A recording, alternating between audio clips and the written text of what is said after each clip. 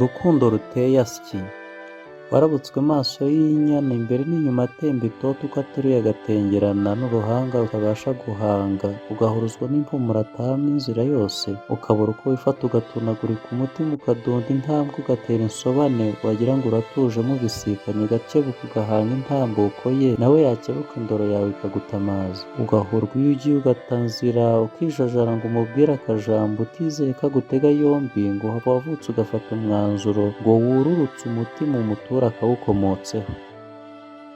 Nibwo umusuhuzanyije igishyika ikagusubiza n'inseko yuje ituze neza ikagusakara umutima uko wakamurangamiye ubutarambirwa, igahumbya wanzitse kumutaka.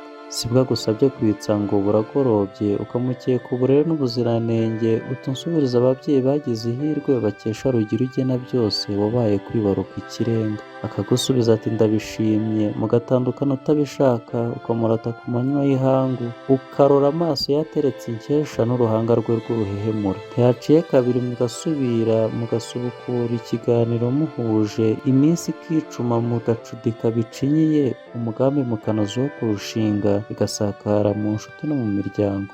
Ibyo mbabwira si inkuru mbarirano, ni ibyanshyikiye ngeraho nshyanuka, ngo ubusenzi bw'ubugaragu mbuteye ishoti, imiryango ihamya inama n'ababyeyi bitegura gutanga impundu.